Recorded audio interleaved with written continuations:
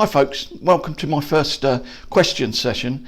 Thanks for everyone that sent in questions, it's really appreciated, and also thanks to all the new subscribers and people who have liked the education and archive videos I've been putting up so far. So the way I'm going to do these question sessions generally, I think, is to have one big question and then a few little ones or smaller questions at the end. So the first question today is from Sammy C, and what they say is, what do I do if I don't like the music on a session? Okay, and I've changed that a little bit in my concept to what do I do if I don't like the music I have to play, because I'll talk about sessions and live and different scenarios later on. Now, it's not something I've been very good at, playing music that I don't like. It's not something that's ever led a path forward for me, and has always caused like internal conflict and confusion, I would say, generally when I've kind of taken that path. Now, obviously everybody is completely different and everyone's going to approach it in a completely different way, and everyone will need to do certain things and compromise to certain situations to be able to make a living, to be able to move forward. So, it also depends on what, period of your career it is, how early in your career it is, and how free you are to be able to leave situations or choose to not do, certain musical engagement or engagements or involvement. Now, I think the first big question is, right before you even get to this, is, how do you see your role as a musician? What are your ambitions? What do you want to achieve? And whichever way the answer goes, I think it's totally fine. I think there's two main directions, you could go.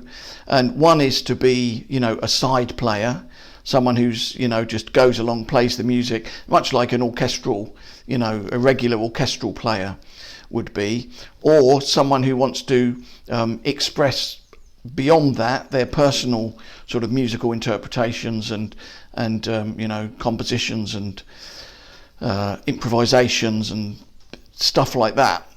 How much do you want to go that direction? Because they're two very big decisions to think about at the beginning of your career. I mean, it's not something I thought about at all in the beginning. Primarily because I think a lot of people start out really under the side player role. I mean, for me, with a lot of the sessions that I did, I was called in as a side player, a lot of the bands that I toured with. And so you're building your career, you're wanting to make connections, and by default, that will sometimes involve you playing music that you don't like, playing music that repulses you sometimes, to be perfectly honest, and also working with people that you don't like. So this is another kind of part of the same, a little bit of the same conundrum that we face, really, because in an ideal world, you play the music you want to play with people that you really get on with, and everything's amazing. But of course, in the real world, it's very, very rarely like that. So, how do you deal with it? What is it that you do to kind of alleviate any suffering that it might cause you to play in musical situations that you don't feel, are befitting to your personal direction? So I think that's the first thing. The first thing is to work out, are you happy, being a side player, just, getting called, going off, doing the gig, being on tour, playing the same thing every night within parameters, and then going on to the next tour, and so on and so forth, which is absolutely fine. A lot of players are amazing players at that, and it's not an easy job, to play the same thing, time after time, night after night, is very challenging.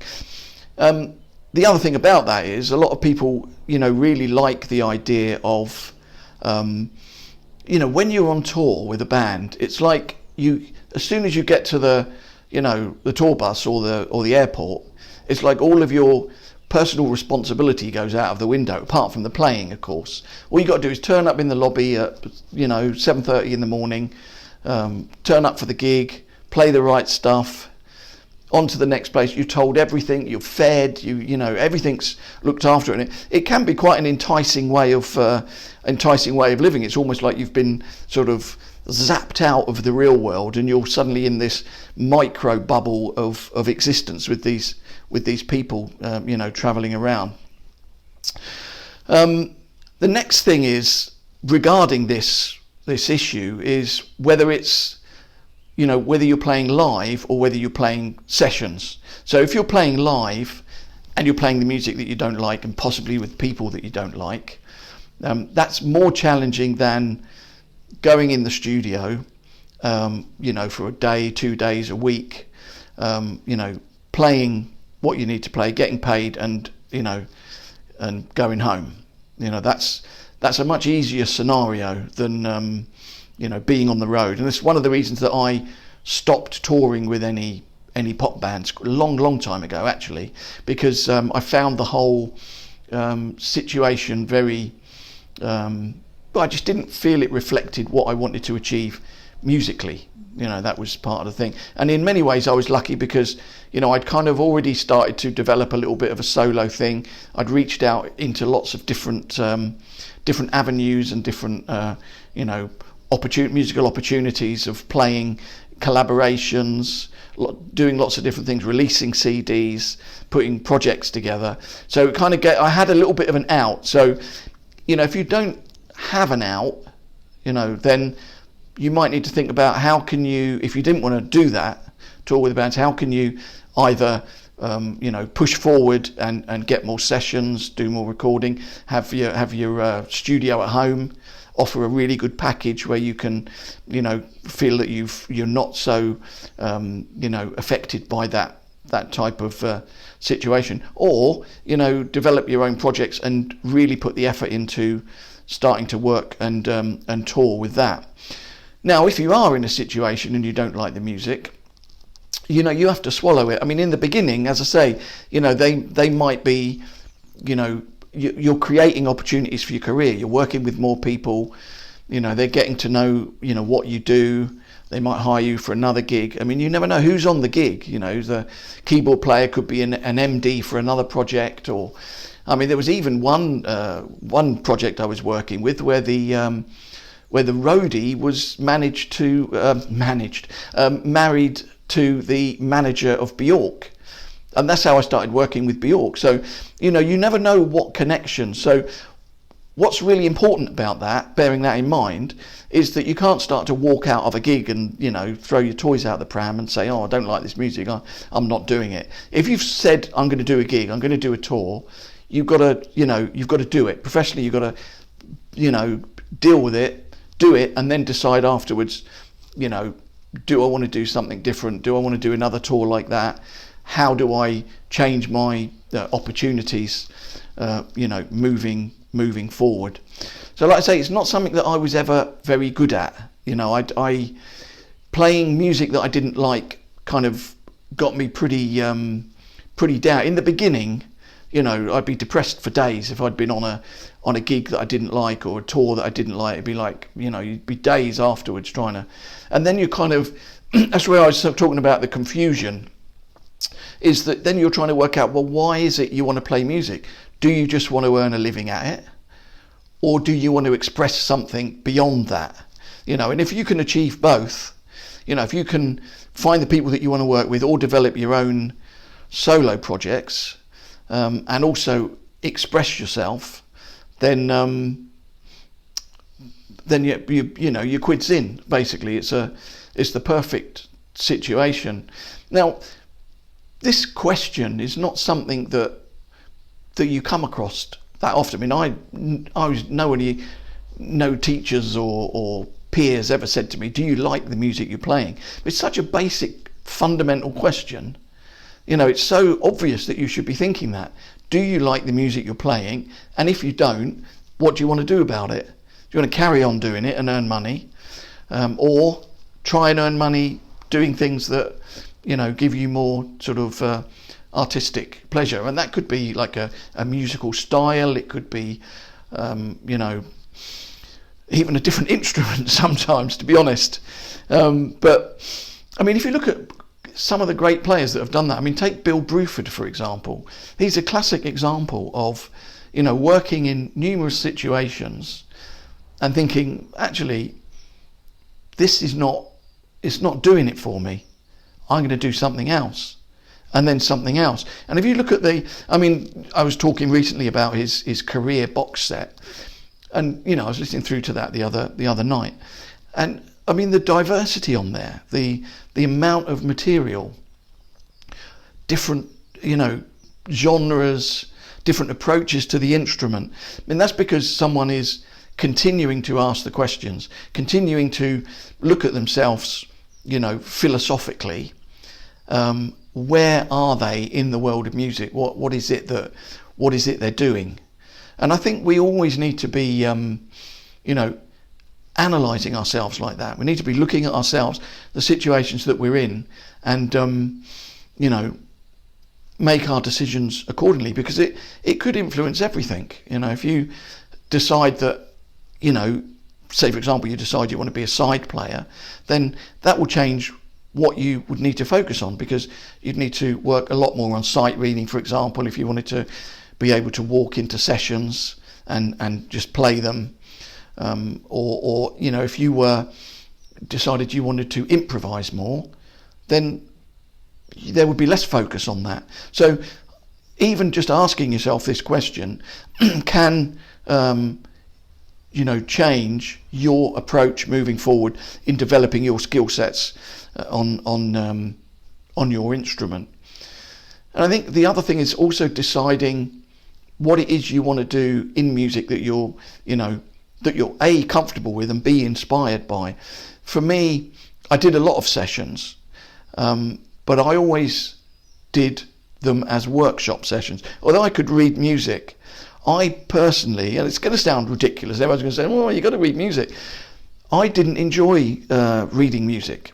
I just found it very unrewarding. So any sessions that came in that were reading, I said, look, I'm not going to do a reading session. I'll do a workshopping session, because that's more comfortable for me. And that's so the decisions you make are really important. So going back to the beginning, start thinking primarily, which role do you see yourself in?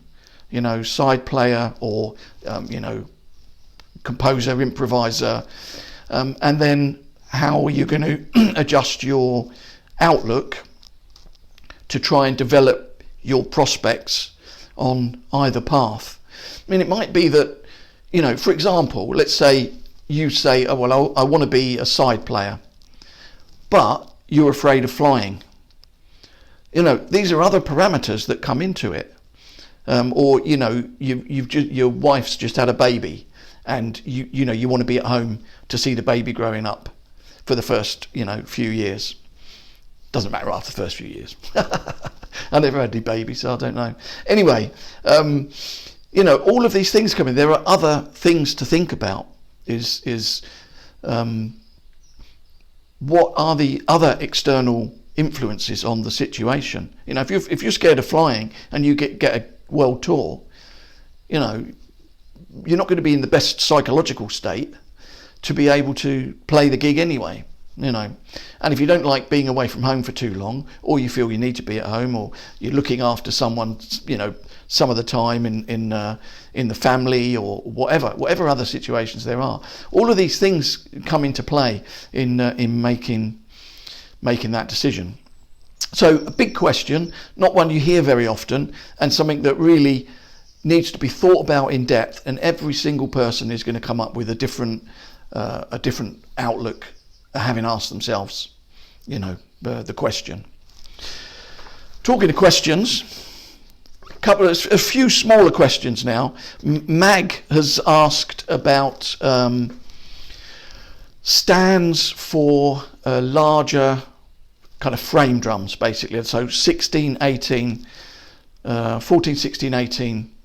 frame drums. I mean, 14 obviously you can fit on a snare drum stand, but as soon as you go to 15 or 16, you're going to have trouble. So there are a few different options for this.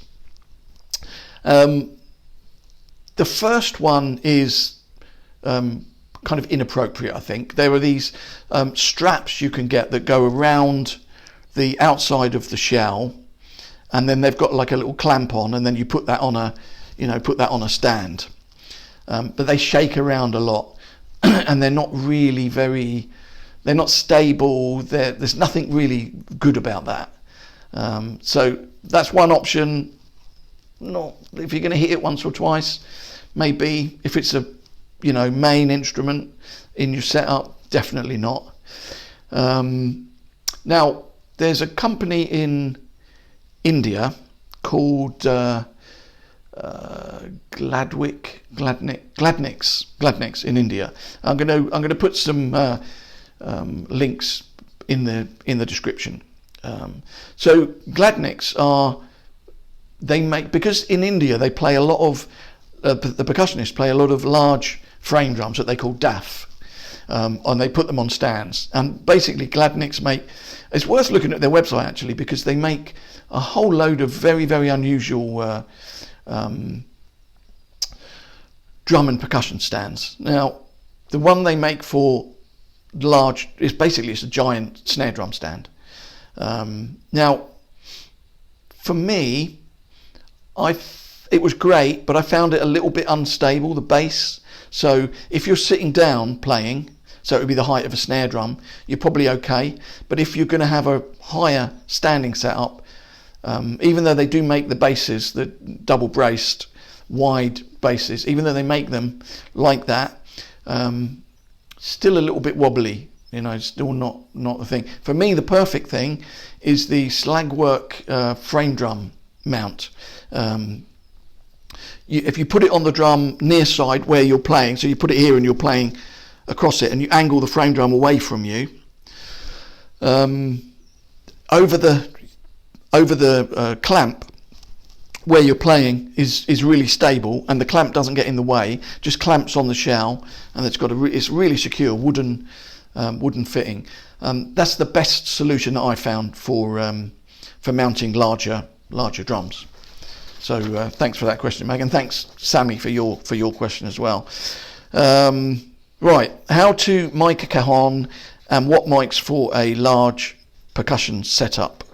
So I'm going to talk about live. This is Julia. Thanks for the question, Julia. I'm going to talk about live because, studio-wise, really that's a question better answered for a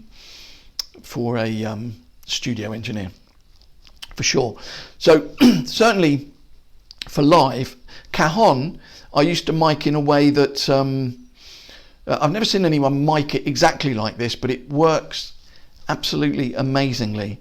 So what I do with the cajon live is I always have a bongo mic out front. It's so seated on the cajon with a bongo mic out the front, and the bongo mic would always be cranked pretty high.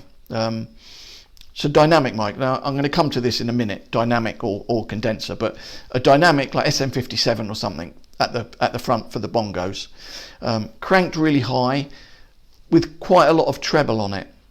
And then inside the cajon, not on a stand, I just put a towel in the bottom of the cajon and then a kick drum mic in on top of that. Roughly in the middle of the square of the base of the cajon. It doesn't need to be close to the front or the back. It doesn't make a massive amount of difference, to be honest.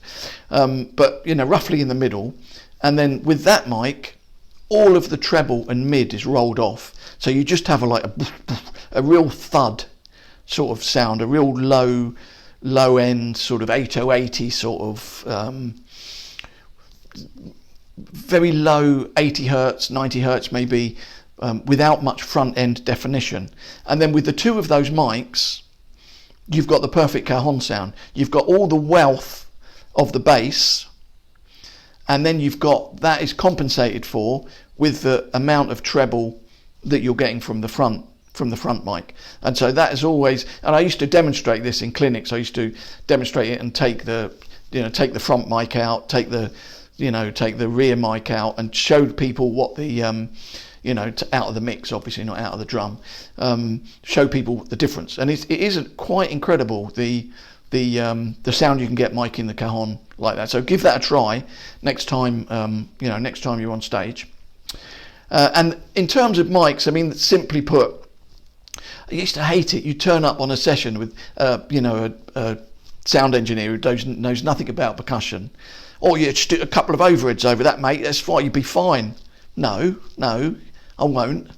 I won't be fine, especially with all the smaller hand percussion and different things that needed to be mic'd, specifically. What I'll add in here, actually, this goes back to the first question, is that if you're on someone else's gig, you don't really get that much choice in it. You kind of got to go with the flow, and like, if they're going to mic it like that, it's their gig, whatever. I mean, if you're in as a soloist, if you're in as a named artist, or if you're doing your own project, then you get more choice and more flexibility to be able to, make those decisions.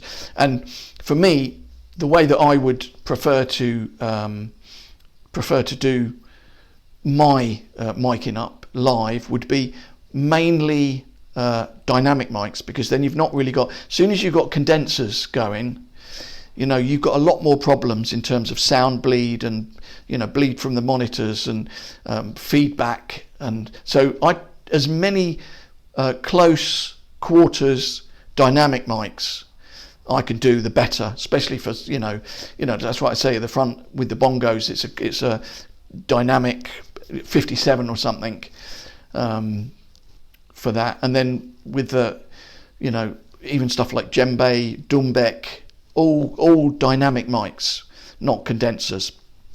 Maybe if you've got a percussion table, you're going to have a couple of condensers over that. If you've got some shakers or some cymbals and a few bits of tinkly stuff, then you're going to need a different approach to that. But in terms of the actual drums, generally, I try to keep it to dynamics, and that gives me a lot more control about being able to push some sounds, particularly when it's solo stuff over, say, a track or backing or whatever. It gives you a lot of more opportunity to really push that high up into the mix.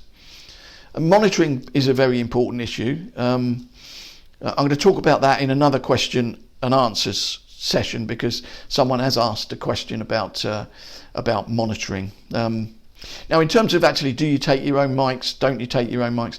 I never took my own mics. The only mics I took were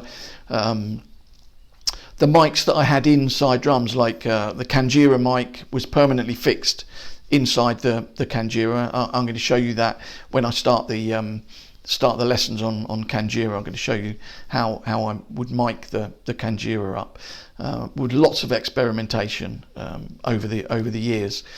Frame drums, I would take a clip on, go over the front, Kanjira's in the back, frame drum would be coming up over the front.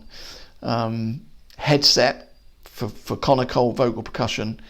So yeah, a few mics I take, but not like some drum set players take the whole kit, all of their mics on every gig, which I think is great, if someone's paying for the excess luggage. But if not, you're trying to squeeze it into your hand luggage, then not so great. So with each of these questions, there's lots more material I could talk about. It will come up again, I'm sure, at some point. So if there's any questions that come off from this material, then do send it in, do send your questions in, because it's very useful for me to get more questions. Like I said, I've still got a backlog. And please do, while I interrupt this transmission, to say, please do like and subscribe, because this is a little bit of a test period, actually. I want to put some stuff out there for free for people, a little bit of information that I know, and I'll reiterate, it's a little bit of information. The people that go on, I know everything, I'm an expert. It's not at all. We all get the opportunity to learn a little bit, and use it as best we can. And that little bit, if I can share that on, then great. But without liking and subscribing, I won't be sharing it on to anyone. So I'll go back to the beach. Anyway, final question. Okay, Maynard K. Thank you, Maynard. how do I use your material? So I think actually what he was talking about was the first set of 10 workshops I put up a couple of weeks ago on rhythmic modulation. And what I always say to people in this situation is like, how do I use your material? Is it's a bit like a boxer. A boxer's kind of going to the gym. I know what they're going on the bike, they're going on the cross trainer or the rowing machine or whatever. They're lifting weights, they're working on their stamina. They're working on that. But you don't see them in the ring on a cross trainer or a rowing machine. They're all things that are building up their skill set, which in terms of boxing is largely physical strength and I suppose movement of dexterity and stuff like that. And so they're working on that as an abstract. And I think that's the crucial thing, is to realise that with a lot of musical exercises, rhythmic exercises or whatever, you're working on it as an abstract. So you're working on polyrhythms. Don't think about, how can I use this on the next gig. I remember when I was a kid and I learnt the 4 places of the paradiddle, and I was just starting out. I was in my second band, I think, and I remembered we were playing. They were all older than me actually, the band, and I remember thinking, and halfway through the song, the guy turned around and he was like, I hadn't played for them for very long, and he was like, what's going on? It's like, I said, well, I've been learning these things, and what's the point in learning them if I can't put them in the song? If I learn all these paradiddles, surely. He said, no. So luckily they were older, they could kind of talk me through. But the ludicrous idea, you think, you've got to learn these things, and immediately you've got to employ them everywhere, And it comes back to the point is that what you're learning is to influence what you do within your music. So if you learn polyrhythms from the beginning now, then I would expect that, in the ideal scenario, expect that to come out naturally in your playing, in a year, maybe, rather than it being forced into it like a round peg in a square hole. It's got to breathe into it. So what you're doing is you're just developing, like the boxer, developing an abstract to develop what you're going to do in the ring or on the stage or in the studio or whatever. So I'm going to talk a lot more about how one might employ the material in a more direct sense, about how you can bring it into different musical situations and compositional situations. But really, I think that's it. The more things you can learn as an abstract and let them slowly bleed into your playing, then that's really the most advantageous way to bring new material on board, rather than trying to squeeze it all in, immediately and directly. So thanks Maynard for that question, and Julia and Mag and Sammy C. Subscribe, like, see you later.